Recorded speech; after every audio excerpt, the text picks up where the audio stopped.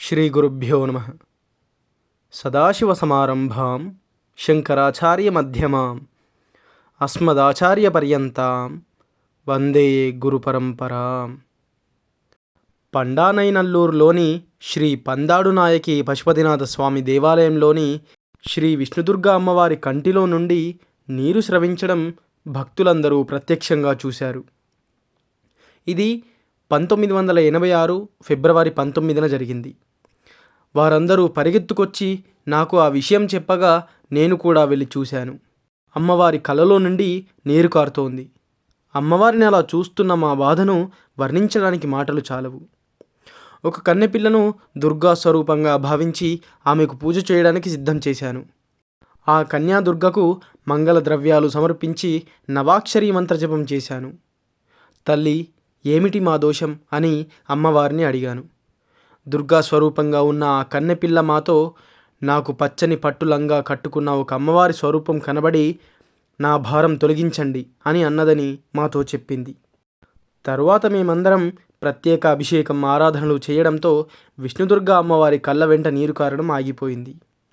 ఈ విషయాన్ని పరమాచార్య స్వామి వారికి తెలిపి వారి నుండి వివరణ ఏమిటో తెలుసుకోవాలని మేమందరం కంచికి బయలుదేరాము. మహాస్వామి వారు మాకు 25 లీటర్ల గంగాజలం ఇచ్చి 1,00,000 ఆవృత్తుల నవాక్షరీ మంత్ర జపంతో ఆ నీటిని బలోపేతం చేసి విష్ణుదుర్గకు అభిషేకం చేసి నా వద్దకు మళ్ళీ రండి అని చెప్పారు. 4 నెలల తర్వాత స్వామివారు చెప్పినట్టుగా చేసి కాంచీపురం దగ్గరలోని ఒరిరుక్కైలో మకాం చేస్తున్న పరమాచార్య స్వామివారి దర్శనానికి వచ్చాము. అమ్మవారి కళ్ళల్లో నుండి వస్తున్న నీరు ఆగిపోయిందని స్వామివారికి నివేదించాను. స్వామివారు కొద్దిసేపు ఆలోచించి, అమ్మవారికి పైకప్పు తగులుతోందా అని అడిగారు. ప్రతిరోజు పూజ చేస్తున్న నేను ఆ విషయం అంతగా ఎప్పుడూ గమనించలేదు. అందుకే నేను మహాస్వామివారితో, నేను అంతగా గమనించలేదు పెరియవా, వెళ్ళి చూసి వచ్చి చెబుతాను అని చెప్పాను. నేను తిరిగి వెళ్ళి ఒక తాడుని అమ్మవారి తలకు పైకప్పుకు మధ్య ఉంచి చూడగా స్వామివారు అనుమానపడ్డట్టు ఆ పైకప్పు అమ్మవారి తలను తాకుతోంది. కాస్త పరిశీలించగా గోడలో పడిన ఒక చీలిక వల్ల పైకప్పు కొద్దిగా వాలి అది అమ్మవారి తలను తాకుతోంది. మేము మరలా మహాస్వామివారిని కలిసి ఈ విషయం చెప్పాము. దుర్గా అమ్మవారి విగ్రహాన్ని బయటకు తీసి పైకప్పును కాస్త లోతుగా చేసి అమ్మవారిని పీఠంపై పునఃప్రతిష్ఠించి కుంభాభిషేకం నిర్వహించండని మహాస్వామివారు ఆదేశించారు.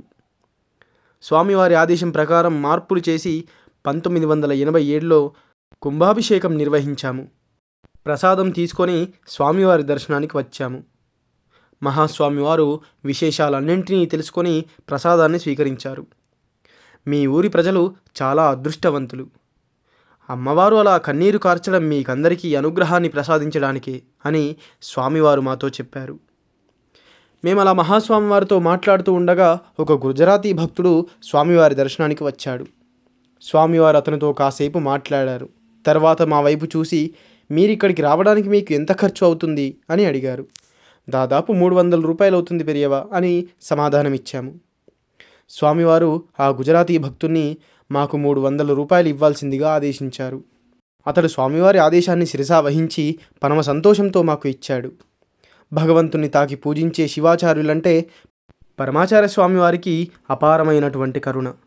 మా బాగోగుల కోసం వారు నిత్యము శ్రమించేవారు. పరమాచార్య స్వామివారు కేవలం విష్ణుదుర్గ అమ్మవారి తలపైన ఉన్న భారాన్నే కాదు, మా గుండెల్లో ఉన్న భారాన్ని కూడా తొలగించారు. కేవలం ఆ చంద్రశేఖరుడే తప్ప ఇంకెవ్వరూ ఇలాంటి ఆదేశం ఇవ్వగలరు అంటూ శివశ్రీ జగదీశ శివాచార్య ఈ సంఘటనను వివరించారు. అపార కరుణాసింధుం జ్ఞానదం శాంతరూపిణం శ్రీ చంద్రశేఖర గురుం ప్రణమామి ముదాన్వహం. సర్వం శ్రీ గురుదివ్యచరణారవిందార్పణమస్తు. స్వస్తి.